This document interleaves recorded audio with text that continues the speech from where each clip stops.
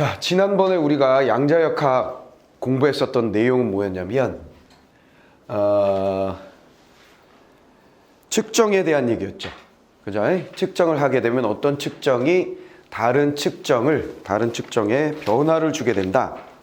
그러다 보니까 정확한 측정이 어렵다는 거죠. 한쪽의 측정을 정밀하게 만들려고 노력을 하다 보면 다른 쪽의 측정이 문제가 생기고, 그래서 그 다른 쪽의 측정을 또 정밀한 오차가 적은 방법으로 알아내려고 노력을 하다 보면 또 다른 쪽이 틀어지는 그런 걸 우리가 뭐라 그랬냐면 불확정성의 원리라고 그랬어요. 불확정성의 원리라는 걸 공부했습니다. 자, 이것은 결론적으로 얘기하면 측정을 정밀하게 하기란 너무 어렵다라는 얘기였고, 이 얘기는 양자역학에서 미시의 세계, 그치? 전자와 같은 소립자의 세계에서 이런 일이 벌어진다는 얘기였어요. 그래서 양자역학 하면 중요한 원리 중에 하나가 불확정성의 원리였습니다. 자, 그러면 오늘 양자역학과 관련된 이야기는 또 뭐냐면 상호 배타적인 상태가 공존한다라는 이야기를 공부하게 돼요. 그럼 양자역학에서 이야기하는 여러 가지 원리들, 여러 가지 특징들을 하나씩 정리해 나가는 과정이다, 이렇게 생각하시면 되겠습니다. 자, 그러면 첫 번째 단락부터 한번 보죠. 고전역학에 따르면 물체의 크기에 관계없이 초기 운동 상태를 정확히 알 수 있다면 일정한 시간 후에 물체의 상태는 정확히 측정될 수 있으며, 자, 측정이란 말 지난번에 했었던 이야기가 또 나오고 있죠. 그리고 여기는 데칼코마니, 비교 대조가 시작된다는 걸 쉽게 알 수 있게 해주는 게 바로 첫 번째 단락의 시작이 뭐라 그래 있었어? 고전역학에 따르면 이라는 말이 나오자마자 우리는 아하, 요거는 고전역학이 A 부분이 되고 그 다음에 안고전역학이 B 부분이 되겠구나 라는 걸 바로 눈치를 챌 수 있는 거죠. 그래서 여기는 어쨌거나 결론은 정확하게 측정될 수 있다라는 거예요. 정확하게 측정이 될 수 있다. 초기값을 정밀하게 정확하게 측정해낼 수 있다면 이후에 어떤 움직임이 일어날지 나중에 어떻게 될지까지도 정확하게 측정할 수 있다. 자, 그래서 여기서 주장하는 건 한마디로 얘기하면 정확한 측정이 가능하다. 고전역학에선 이런 순진한 생각을 하고 있었다라는 얘기죠. 그랬으며 또한 배타적인 두 개의 상태가 공존할 수 없다 그랬어요. 두 가지 특징. 고전역학에서는 정확한 측정이 가능하다고 생각하며, 두 번째, 상호 서로 배타적인 성질이 공존하는 것은 불가하다라고 고전역학에서 생각한다는 거예요. 자, 그게 핵심이죠. 하지만 중요한 얘기는 요거다. 하지만 중요한 얘기는 뒤다. 하지만 양자역학에 들어오면 20세기에 등장한 양자역학에 의해서 미시세계에서는 항상 양자역학 들어가면 미시세계의 얘기고 소립자의 세계, 전자의 세계예요. 미시세계에서는 상호 배타적인 상태들이 공존할 수 있음이 알려졌다 그랬어요. 자, 그래서 데칼코마니라고 그랬으니까, 자, 고전역학 반대쪽에 있는 게 양자역학의 측면에서는 뭐가? 상호 배타성, 이것도 그대로 다시 잡고 공존이 가능하다. 근데 주의할 건 언제나 어느 상황에서 미시세계에서는 가능합니다 라는 얘기죠. 미시세계에서는 가능하다.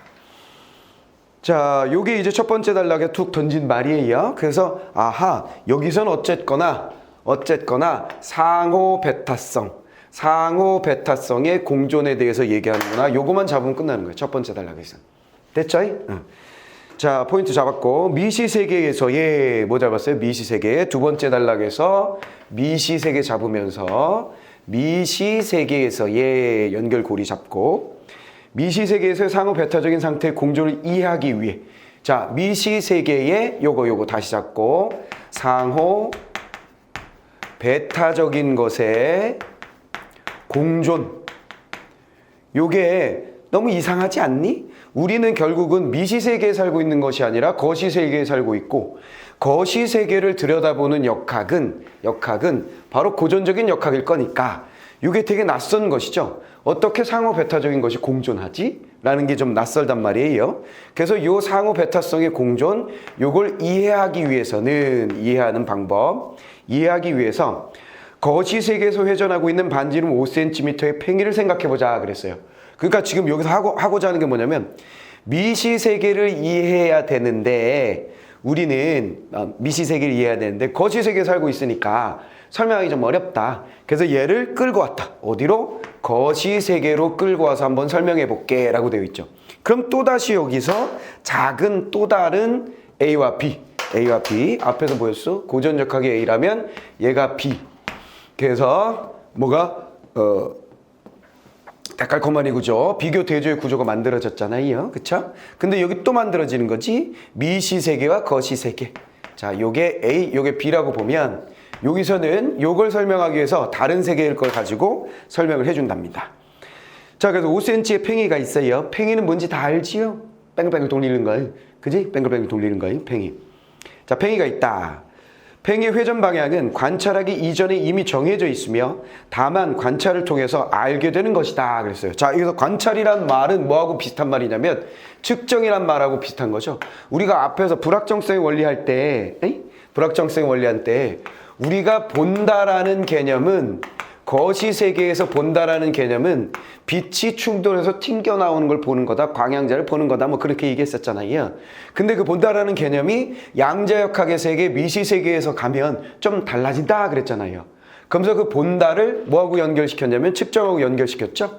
여기서 마찬가지 요 측정이라는 것을 거시세계에서 관찰이라는 것과 연결시켰어요. 그렇죠? 자, 여기서 거시세계에 팽이를 뱅글뱅글 돌리면서 우리가 그거를 싹 관찰을 해보자.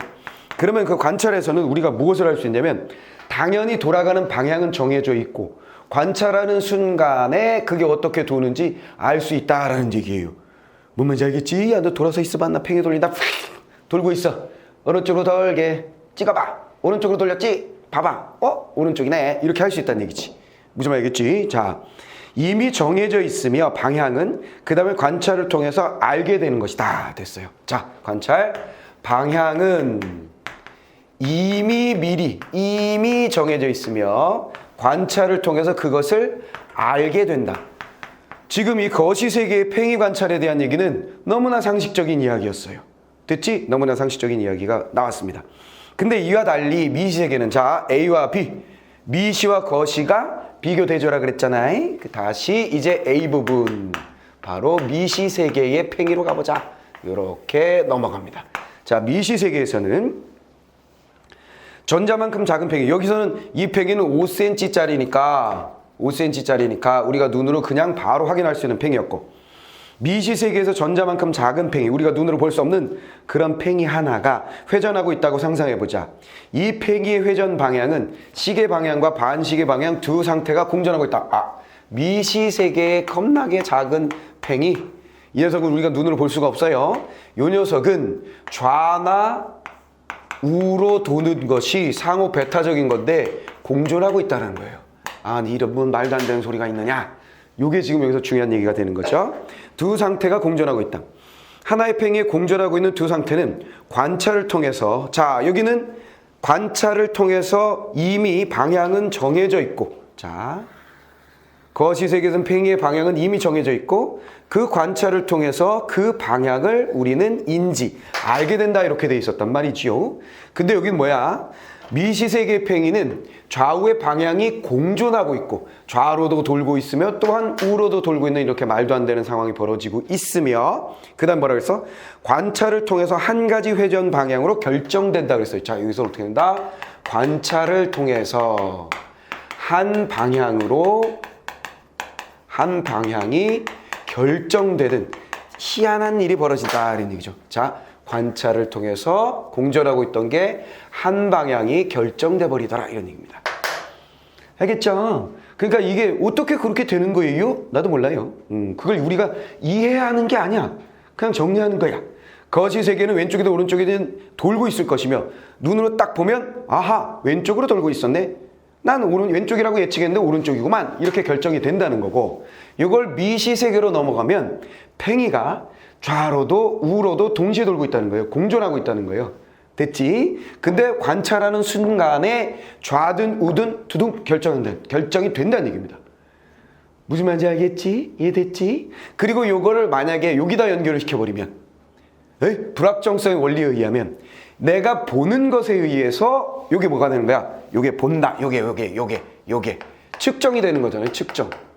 이 본다는 행위를 통해서 뭔 일이 벌어질까? 우리가 앞에서 배웠었던 거와 연결하면 이 방향이 결정된 것에 되고 나서 또다시 영향을 미쳤겠지. 뭔 말인지 이해됐어? 그렇지? 그래서 다른 측정이나 여러 가지의 변화가 생길 수 있는 거예요. 내 말 다 이해됐지? 자, 그런 이야기다. 뭐 그렇게 생각하시면 되겠습니다. 두 개의 방향 중 어떤 쪽이 결정될지는 관찰하기 이전에는 알 수가 없어요.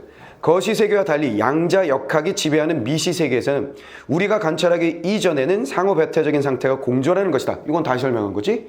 이전에 관찰 이전에 상호배타성 좌우가 공존하고 있었다. 배타적인 상태의 공존과 관찰 자체가 물체의 상태를 결정한다는 개념을 받아들이기 힘들기 때문에 됐지? 이 공존과 그 다음 관찰이 방향을 결정한다라는 말이 정말 희한한 말이다라는 거지. 너무나 이상한 말이기 때문에 우리가 너무 잘 알고 있는 아인슈타인 아저씨가 이 얘기를 듣자마자 뭐라 그런 거야? 야, 무슨 개소리야, 말도 안 되는 소리잖아 라 그래서 이런 말을 했다는 거지. 당신이 달을 보기 이전에 달이 존재하지 않았다는 것인가? 즉 봐야만 뭐가 된다고? 이게 그거잖아. 관찰하니까 결정된다는 얘기잖아. 그걸 그대로 거시세계로 끌고 와가지고 달이라는 거 우리가 눈으로 볼 수 있는 녀석이니까 그렇지? 거시세계를 끌고 와가지고 야, 우리가 보지 않으면 본다는 것에 의해서만 달이 존재하는 거니? 왜? 관찰에 결정되니까. 무슨 말이겠지? 이런 식으로 얘기하는 거죠. 뭔 말이겠어? 야, 니들 말대로라면 내가 달을 보고 있지 않은 동안에는 달이 없는 것과 마찬가지네? 내가 봐야만 있는 것이 되네? 이렇게 말한 거예요. 내 말이 무슨 말인지 알겠지? 이해됐지? 그러면 여기다가 이 양자역학을 주장하는 사람들의 입장에서는 아인슈타인이 이렇게 툭 던졌어. 이거 막 설명한 거야. 미세예요. 팽이가 있어요. 전자가 휙 돌아요. 이건 왼쪽으로 오른쪽으로 상호배타성이 공존하고 있죠. 근데 우리가 딱 보는 순간에 왼쪽 오른쪽이 결정이 돼요. 따단. 대단하죠? 이랬을 때 아인슈타인이 야!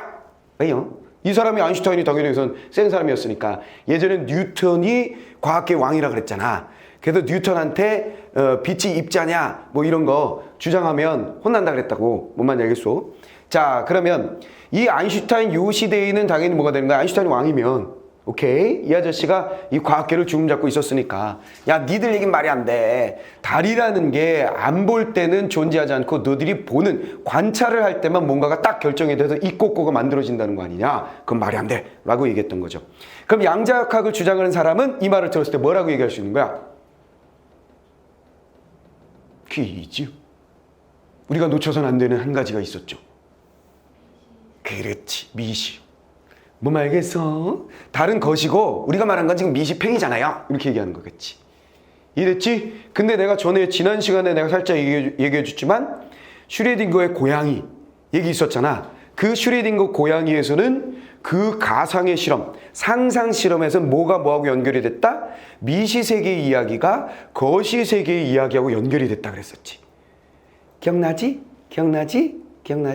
그러니까 전자의 세계에 터지는 것과 터지지 않는 것, 터질 수도 있고 터지지 않을 수도 있는 그런 전자 세계에 뭔가 핵이 존재하고 있다고 했을 때 뭔 말인지 알겠지? 이해됐지?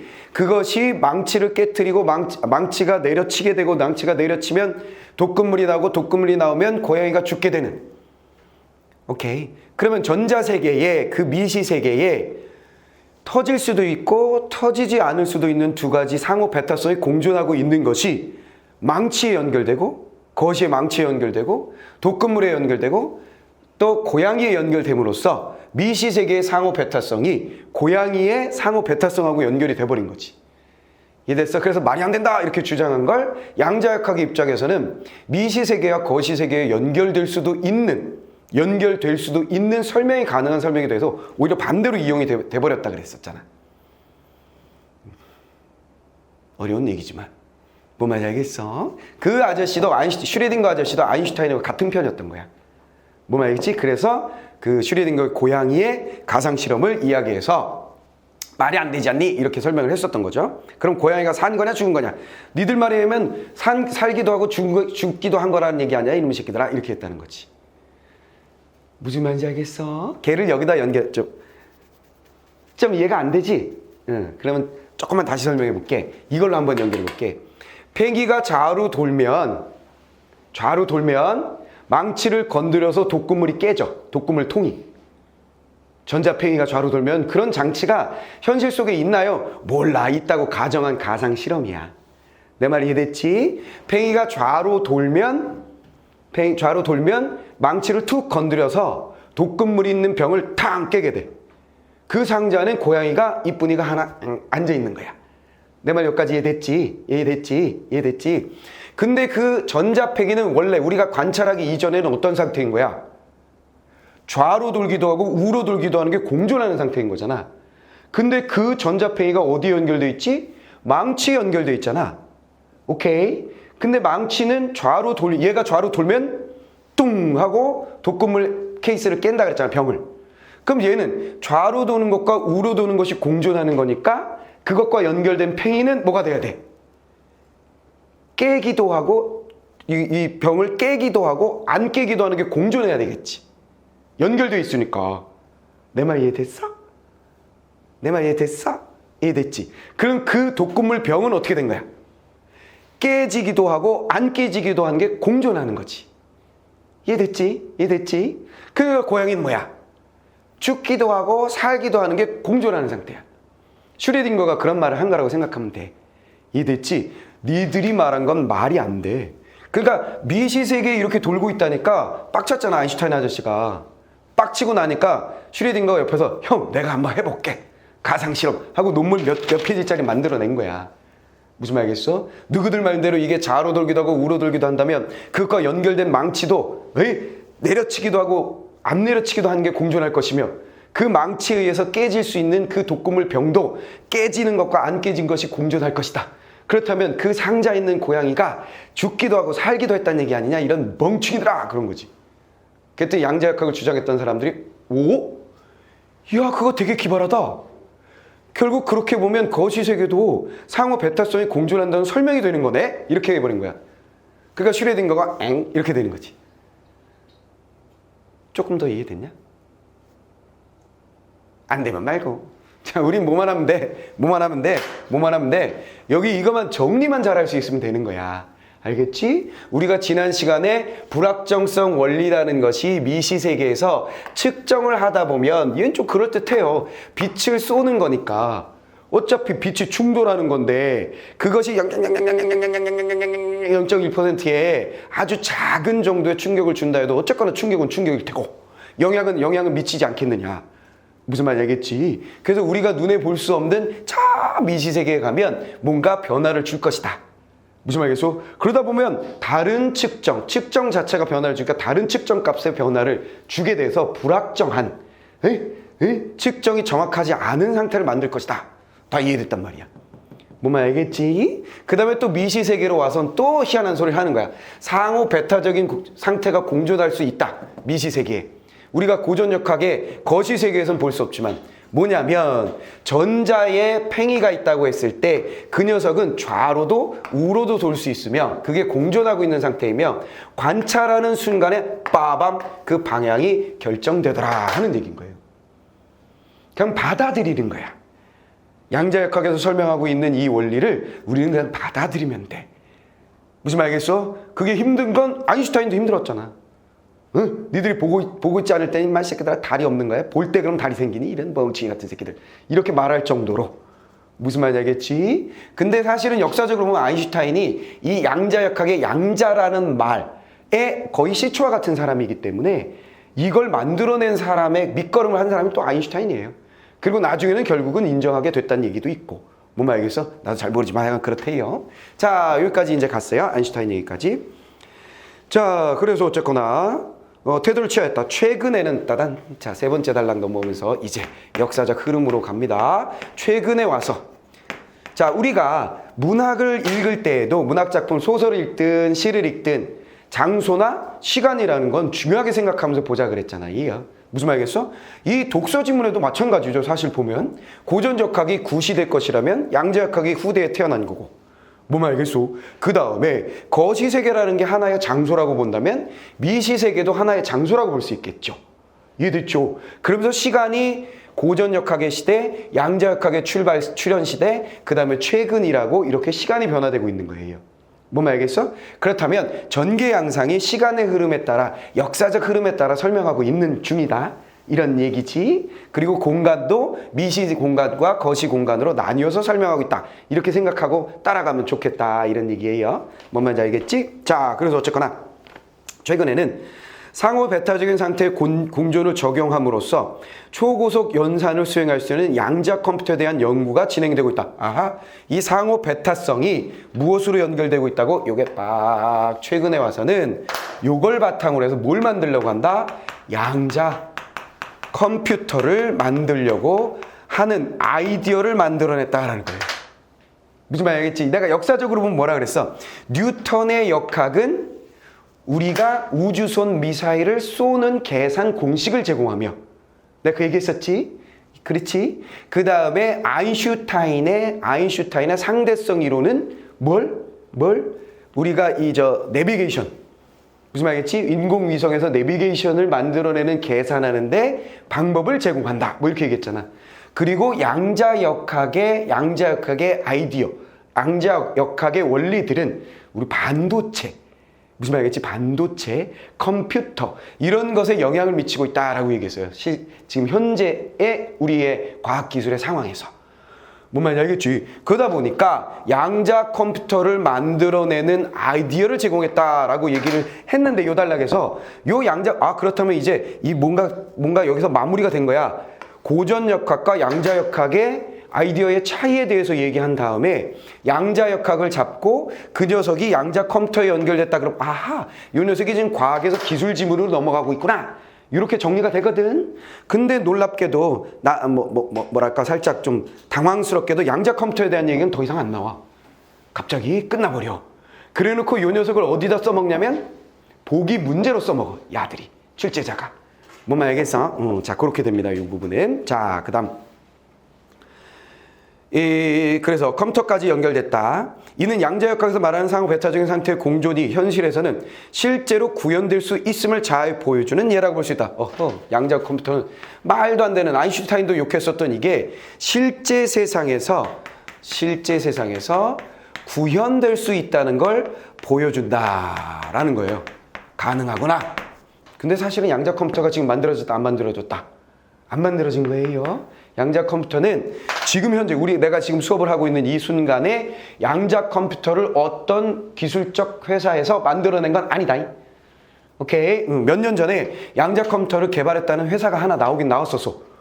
그래서 이슈가 됐었지. 전 세계적인 이슈가 돼서 구글하고 나사에서 그 회사에서 그 컴퓨터를 어마어마한 액수로 샀다는 얘기가 있어요. 뉴스 기사에 나온 적이 있었어요. 근데 그 이후로 별말이 없는 것으로 보아서 그 회사가 구라를 치지 않았나 하는 생각이 듭니다. 알겠지?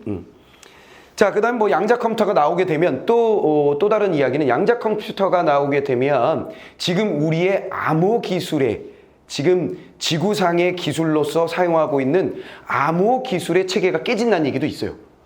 왜냐하면 양자 컴퓨터의 계산 능력이 너무나 뛰어나기 때문에 소수 있지, 소수. 소수를 얘가 쉽게 계산해낸다는 거야.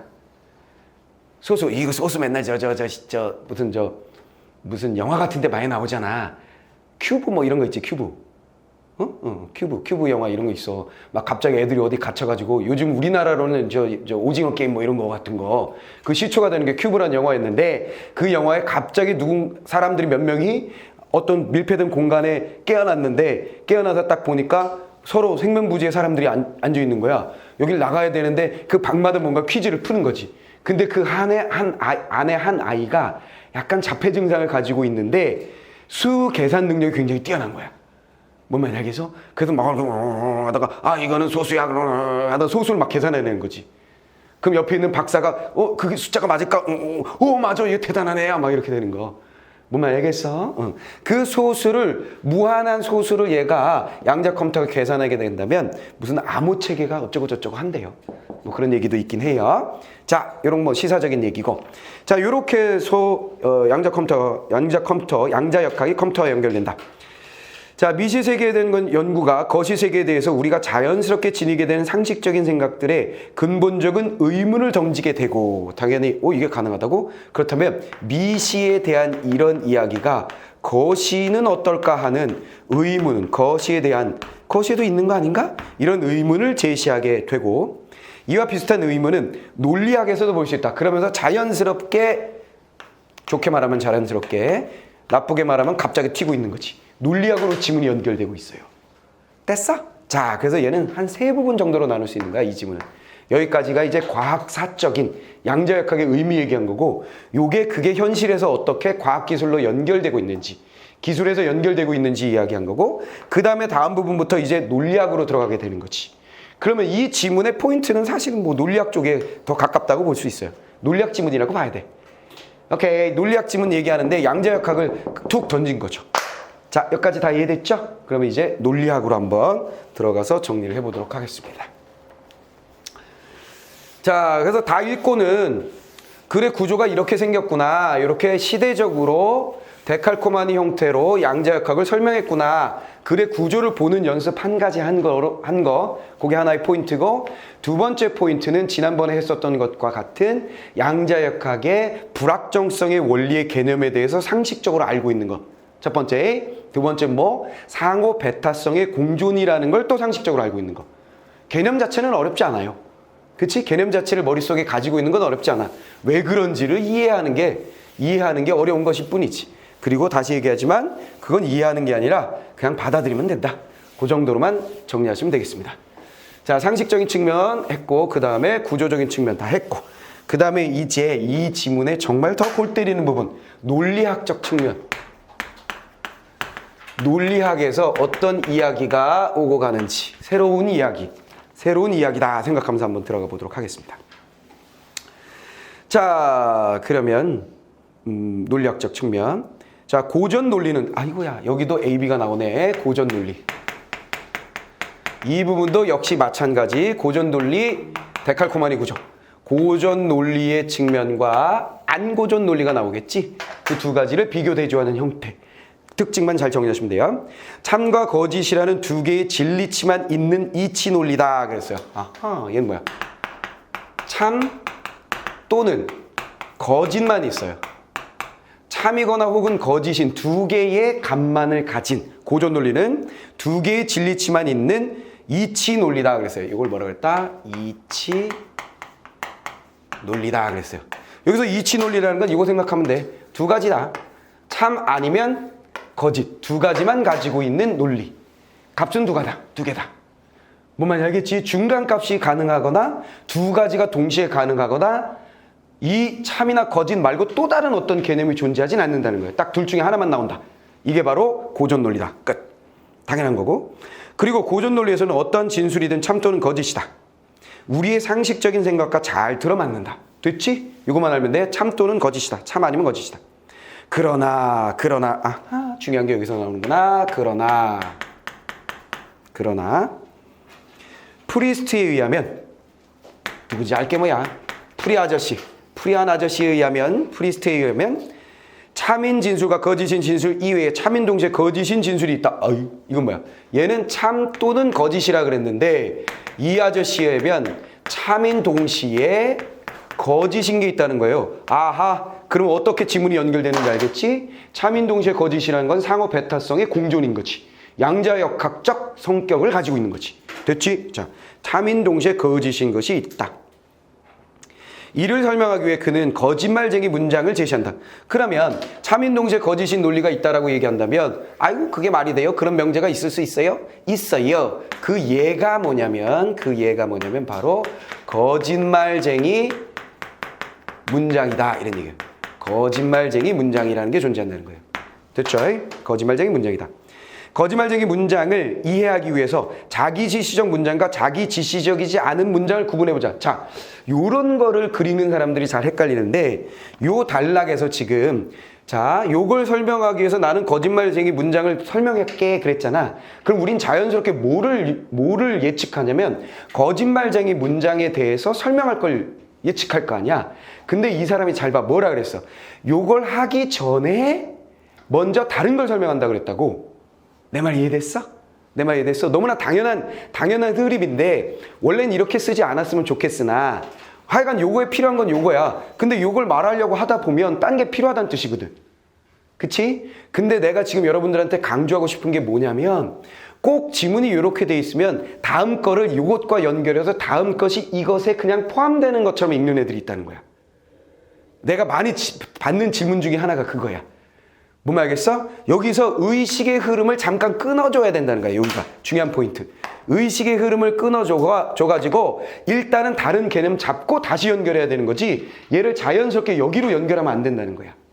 자, 무슨 얘기냐? 한번 가볼게.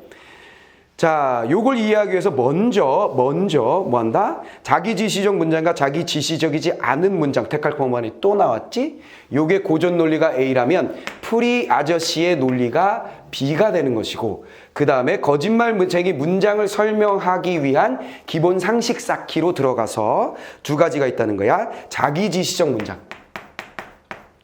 자기지시적 문장 A가 또 나온 거지. 됐지? 이 녀석과 A가 나왔으니까 이게 B가 나올 것이고 A의 특징 반대가 B겠지. 됐지? 데칼코마니가 또 나온 거야. 자, 그럼 자기지시적 문장은 뭐냐? 말 그대로 자기 자신을 가리키는 문장을 말한다. 어이? 쉽네. 자기 자신을 지시하는, 가리킨다는 뜻이야. 됐고. 예를 들어 이 문장은 모두 18음절로 이루어져 있다. 그랬어요. 자, 예를 들었어. 이 문장은 모두 18음절로 이걸 이렇게 쓰면 안 되지.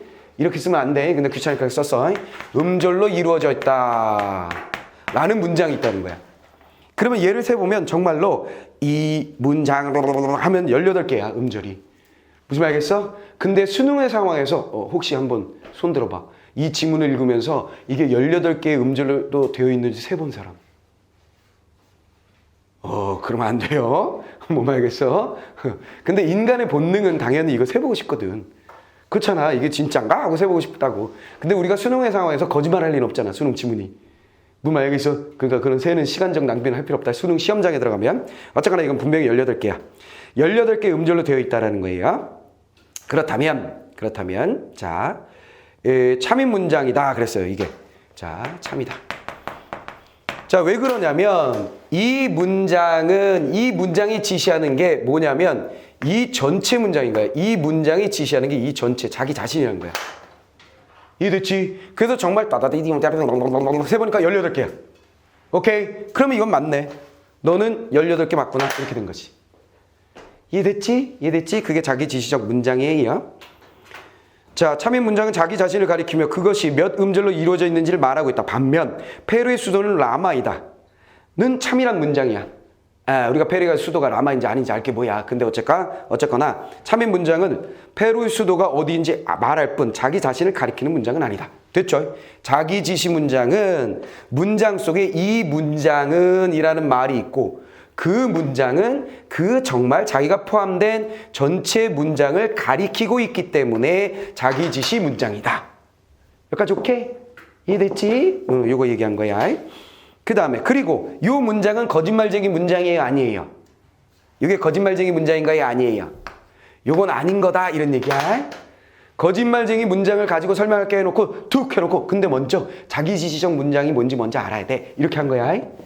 뭔 말인지 알겠지? 근데 많은 아이들이 이게 거짓말쟁이 문장이며 자기지시적 문장인 것에 예로 생각하면서 읽는 애들이 있더라는 거야. 왜? 그렇게 연결되고 있어. 지문의 순서는 그렇게 돼 있으니까. 그래서 내가 의식을 여기서 잠깐 끊어줘야 된다. 그 얘기를 한 거야. 내 말 이해했지? 자, 그 다음에 끝났어. 이제 자기지시적 문장 끝났고 이 문장은 거짓이다는 거짓말쟁이 문장이다. 그리고 또 중간 설명 없이 가정에 넘어가니까 또 헷갈린 거야. 자, 여기서 이 문장은 거짓이다 라는 문장이 있어요. 그러면 여기서 이 문장이라는 요 말은 이 전체 문장을 지시하는 거잖아요. 그렇지. 그러니까 이 녀석의 특징은 뭐가 된다? 이 문장 자체는 자기 지시적이며 또한 이제 거짓말쟁이 문장이라고 그랬죠? 거짓말쟁이 문장이더라 이런 얘기입니다. 요거는 두 가지 속성을 다 가지고 있는 거야. 종합된 거야, 이 두 개가. 그럼 요거 가지고 이제 뭐 한다는 거야? 프리스트가 얘기했었던, 프리안 아저씨가 얘기했었던 참이면서 동시에 거짓인 녀석이 나오는 거야. 상호 배타성이 공존하는 명제, 논리가 나온 거야, 이제. 자, 그럼 봅시다. 자, 그렇다면 프리스트는 왜 거짓말쟁이 문장에 참인 동시에 거짓을 부여해야 한다고 생각했을까? 그럼 이게 왜 참 동시 거짓이냐, 참동 거냐? 요거 이제 설명하는 거예요. 왜? 이에 답하기 위해 우선 거짓말쟁이 문장이 참이라고 가정해보자. 뚜둔. 자, 여기도 작은 또 데칼코마니가 있는 거야. 자, 먼저 얘를 이 문장이 참이라고 해봅시다. 이렇게 얘기했어요. 이 문장이 참이라고 해봅시다. 오케이. 이 문장이 참이라고 해봅시다. 자, 그렇다면 거짓말쟁이 문장은 거짓이다 그랬어요. 왜냐하면 거짓말쟁이 문장은 자기 자신을 가리키며 그것이 거짓이라고 말하는 문장이기 때문이다. 뭐라? 수능의 상황에서 당시에 이 지문을 읽는 학생들은, 시험장에 들어가서 이 문장을 읽는 학생들은 갑자기 뭔가 희한한 얘기가 된 것 같은 느낌을 받게 돼요. 자연스럽게. 그치? 그리고 이걸 이해하고 싶어집니다. 당연하지. 이건 너무나 인간의 당연한 본능이라고. 이해하고 싶어진다고. 근데 이해하기가 어려울 수가 있어. 그럴 땐 우리는 어떻게 한다? 그냥 정리하고 넘어가는 거야.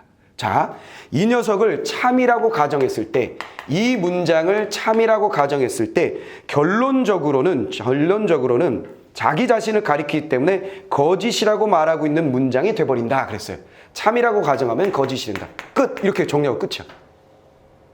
왜인지 우리는 이해 안 해도 상관없어. 내가 하는 말이 무슨 말인지 알겠지? 수능의 상황에서는 그래. 수능의 상황에선 참이라고 가정하면 얘는 거짓이에요. 그러니까 참인 동시에 거짓이죠. 끝!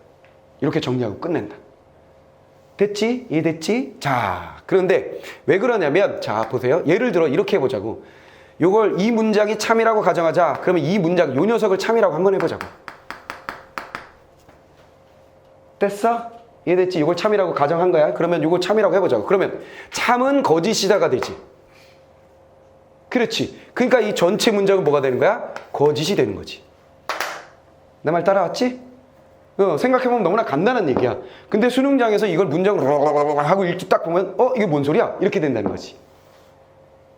이해됐어? 근데 수능의 상황에서는 이걸 차근차근 이 문장을 참이라고 가정해보면 참은 거짓이 되니까 전체 문장은 얘가 지시하고 있는 이 전체 문장이 거짓이 돼버리네.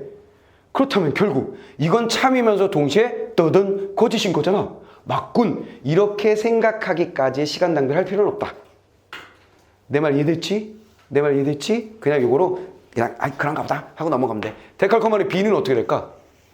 세트니까 하나라면 당연히 다른 걸 알 수 있으니까 얘는 그냥 정리되는 거지. 됐지? 자, 그 다음. 자, 왜냐하면 그 다음에 참이라고 가정해보자. 그렇다면 반면 거짓말쟁이 문장이 거짓이라고 가정해보자. 그렇다면 거짓말쟁이 문장은 참이다. 왜냐하면 그것이 바로 그것이 바로 그 문장이 말하는 바이기 때문이다 그랬어요. 자, 이번에는 얘를 거짓이라고 가정해보자. 거짓이라고 가정해보자. 그렇다면 그것은 참이 된다. 이렇게 돼 있죠. 이것도 한번 해보자. 자, 거짓이라고 가정해버리면 얘는 결론이 참이 된다. 요거를 거짓으로 해보세요. 이 문장을 거짓이라고 해보자. 그러면 거짓은 거짓이다지. 됐지? 그러니까 전체는 뭐가 되는 거야? 참이 돼버린 거지. 이해됐지? 간단한 거야, 간단한 거야. 이해됐어? 이렇게 도식적으로 이렇게 도식적으로 이렇게 뭐라 그래야 되나? 하여간 이렇게 딱 밑에다가 뭐 이렇게 보기처럼 해서 정리해줬으면 쉬웠을 텐데 그냥 말로 풀어버리니까 짧은 시간에 읽는 우리 입장에서는 되게 버거운 거지. 근데 내가 강조하고 싶은 건 이걸 이렇게 이해하는 것까지 갈 필요가 없다가 나는 더 중요하다고 생각하는 거야. 왜? 우리는 시간 싸움이기도 하니까. 내 말 이해하지? 시간 싸움이기도 하니까 참으로 하면 거짓이요 거짓으로 하면 참이다. 딱 정리해놓고 보니 별거 아니잖아 그냥. 무슨 말인지 이해됐지? 이거만 딱 가지고 간다. 자, 그렇게 생각하시면 되겠습니다. 자, 그래서 프리스트에 따르면 어떤 경우에도 거짓말쟁이 문장인 참인 동시에 거짓인 문장이다. 그러니까 이래도 참 동시 거죠. 이래도 거짓 동시 참. 언제나 참과 동시에 거짓이 상호 배타성이 공존하는 것이죠. 따라서 거짓말쟁이 문장에 참인 동시에 거짓을 부여해야 한다고 본다. 그는 거짓말쟁이 문장 이외에 참인 동시에 거짓인 또 다른 게 있다고? 참인 동시에 거짓인 진리치가 존재함을 뒷받침하는 다양한 사례를 제시한다. 정말 현실 속에 그런 게 있단 말이야. 특히 그는 양자역학에서 상호 배타적인 상태의 공존을 이 점을 시사하고 있다고 본다. 에이? 뭐야, 우리가 앞에부터 본 거잖아 그냥. 됐지? 현실 속에서도 존재한다. 그 현실이라는 걸 미시의 세계도 우리의 현실이라고 본다면 당연히 존재하는 거잖아. 물론 양자 컴퓨터가 만들어졌다면 거기도 있지 않니? 했겠지. 오케이, 됐어. 이제 끝났어. 자, 그러면 여기까지는 지금 뭐 한 거냐면, 자, 고전 논리하고 프리스트의 논리를 이야기한 거예요. 거짓말쟁이 문장을 가지고 있는 비고전, 이걸 달리 얘기하면 뭐 비고전 논리라고 할까? 비고전 논리. 자, 요거 두 가지. 그래서 고전 논리에서는 참 또는 거짓 둘 중에 하나만 결정된다. 이치 논리만을 이야기한다. 근데 프리스트의 비고전 논리에 의하면 참인 동시에 거짓인 녀석이 존재한다. 오케이? 그게 뭐냐면 바로 거짓말쟁이 문장이다. 그 거짓말쟁이 문장의 특징은 뭐냐면 자기 지시적인 속성을 가지고 있는 거야. 오케이? 거짓말쟁이 문장이 만들어지려면 첫 번째 무슨 조건을 가지고 있어야 된다? 자기 지시적인 속성을 가지고 있어야 돼. 오케이? 그래 놓고 이 문장은 거짓이다 이렇게 해버리면 거짓말쟁이 문장이며 자기 제시 문장이 완성이 된 거야. 이 경우는 이렇게 해도 저렇게 해도 참인 동시에 거짓이 나오는 희한한 녀석이 만들어지더라 하는 얘기입니다. 됐지? 정리됐지? 오케이. 자, 그러면 요거 가지고 또 뒤에는 또 무슨 얘기를 하나 봅시다. 자, 그러면 우리가 다 정리가 됐어. 이제 마무리만 하면 돼. 마무리만. 여기까지는 다 따라왔지? 정리되고 있지? 자, 마지막. 고전 논리에서는 참인 동시에 거짓인 진리치를 지닌 문장을 다룰 수 없기 때문에, 그런데 고전 논리에서는 이 거짓말쟁이 문장, 자, 그냥 내가 쟁이를 빼는 거는 귀찮으니까, 너무 기니까. 자, 거짓말쟁이 문장은 참인 동시에 거짓이야. 즉 양자역학의 미시세계처럼 무엇을 가지고 있다? 상호 배타적인 것이 공존하고 있는 녀석이야. 이해됐지? 상호 배타적인 것이 공존하고 있는 거야. 그러다 보니까 고전 논리는 딱 뭘 주장해? 참 또는 거짓이어야만 해. 이치 논리라 그랬단 말이야. 그러니까 얘는 이거를 다룰 수가 없어. 이거 난 모르겠어. 설명 못 하겠어. 이렇게 된다는 거지. 인정을 못 한다는 거야. 고전 논리에서는. 그리하야. 프리스트 아저씨는 뭐 했다는 거야? 프리스트는 그것도 다룰 수 있는 비고전 논리 중에 하나인 LP를 제시하였다. 그래서 이걸 다룰 수 있는 녀석을 만든 거야. 프리스트 아저씨가. 그게 뭐냐면 이름하여 비고전 논리를 만드셨어요. 또 역시 데칼코마니 A와 B가 만들어진 것이지. 됐지? 그 비고전 논리 중에 하나의 방법이 바로 LP야. LP. 로직 오브 패러독스래. 패러독스가 뭔지 알지? 패러독스가 뭐야? 패러독스가 우리말로 하면 이게 모순, 역설이잖아. 그러고 보니 상호 배타성이 공존하는 것의 또 다른 예 중에 문학적 표현들이 있네. 무슨 말겠어? 그렇지. 그러니까 황홀한 슬픔의 봄, 이런 식구절이 딱 나오면 뭐야? 황홀하다와 슬픔이라는 것은 상호 배타적인 속성을 가지고 있는 거잖아. 어찌 보면. 그렇잖아. 문학 표현에서는 이런 상호 배타성이 공존하고 있었던 거네. 내 말 이해됐지? 그러면 예전에 썼던 이런 지문들 있잖아. 이런 거를 수능에다가 이렇게 이용할 수도 있어. 문학에서. 양자역학의 상호 배타성이 문학에 존재한다. 이런 보기로 막 해놓는 거지 뭐. 자, 그 다음에 다음으로 넘어갑니다. 그런데 LP에서는 직관적으로 호소력 있는 몇몇 출현 규칙이 성립하지 않는다. 자, 뭐라 그랬어? 자, 이렇게 된 거야. 요 녀석은 고전 논리는 거짓말쟁이 문장 상호 배타성이 공존하는 것을 참인 동시에 거짓을 설명할 수가 없어. 얘는 설명이 안 돼. 근데 비고전 논리 LP는 이걸 설명할 수 있어. 그랬지? 그런데 LP에서는 직관적으로 호소력 있는 몇몇 출현 규칙이 성립하지 않는다. 전권 긍정 규칙. 자, 여기서 직관적 호소력이 있는 출현 규칙. 요게 뭘 얘기하는 거냐면, 자, 여기서 갑자기 직관적인 추론의 규칙.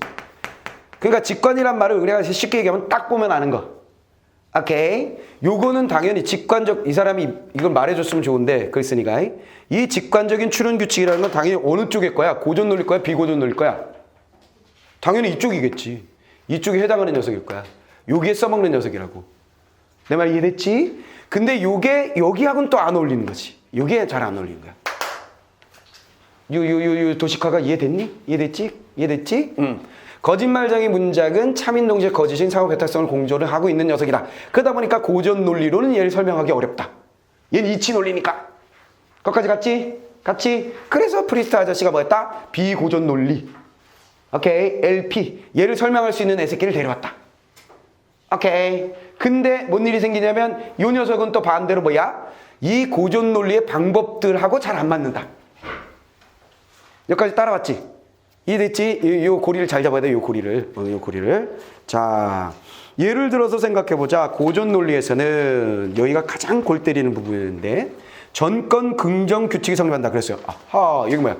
직관적 추론 규칙 가능한 거. 이게 뭐냐면 전권 긍정 규칙이에요. 잘 봐야 돼. 전권 긍정 규칙은 뭐야? A에 해당해. 어디에 속한다? 고전 논리에 속해. 그 다음에 LP라는 녀석은 B에 해당해. 어디에 속해? 비고전 논리에 속해. 됐지? 자, 전권 긍정 규칙이란 뭐냐? P면 Q이다라는 조건문. 자, 조건문. 조건을 가지고 있는 문장. 즉, P이면 Q이다 라는 문장이 있어요. P면 Q이다가 그냥 조건문이야. 아이고. 이렇게 쓰자. 있는 대로. P이면 Q이다 라는 문장이 있다. 됐지? 이게 조건문이야. 오케이. 이 조건문과 여기다 이제 니은 해놨네. 니은 이렇게 해놨어. 여기서 또 헷갈리면 안 되는 게 뭐냐면 니은을 여기다 이렇게 줄을 그어놓고 와 같은 조건문이라고 했잖아. 그러니까 밑줄 친 니은은 그냥 뭐가 되는 거야? 이 전체 조건문에 해당하는 거야. 이해하지? 이것도 많이 헷갈렸어. 그러니까 이 지문은 읽다 보면 하여간 머리에 쥐가 나요. 당연해요. 내용이 너무 많죠. 지금 엄청 변했잖아. 과학 사적인 이야기 하다가 그것의 기술을 얘기하다가 갑자기 논리학으로 들어갔잖아. 그치? 그러니까 아주 복잡한 지문이야. 하여간 연습하긴 좋아요. 자, 조건문과 그것의 전건인 P가 참이라면 그것이 후건인 Q도 반드시 참이 된다는 것이다. 뚜둔. 자, 뭔 말이야? 아, 요게 전건이구나. 요것이 뭐야? 후건이고. 앞에 있으니까 전건, 뒤에 있으니까 후건. 그래서 전건 긍정 규칙. 아하, 요 전건이라는 게 요거 말하는구나. 이렇게 딱딱 잡아내면 좋은 거죠. 그러면 결국 무슨 얘기가 되냐면, 자, 이렇게 된 거야. 조건문은 달리 얘기하면 뭐라고? 니은이라 그랬잖아, 니은. 니은이 참이고, 오케이. 그 다음 전건인 P가 참이면, 이렇게 돼 있지? 자연스럽게 후건인 Q도 참이다. 이런 얘기지. 됐지? 전권 긍정 규칙이란 이런 거야. 그러니까 뭐야? 싸그리 이쪽이 참이면 이쪽이 그냥 참이다라는 얘기네. 돼버렸지요? 이게 전권 긍정 규칙이랍니다. 이해됐지? 이해됐지? 이해됐지?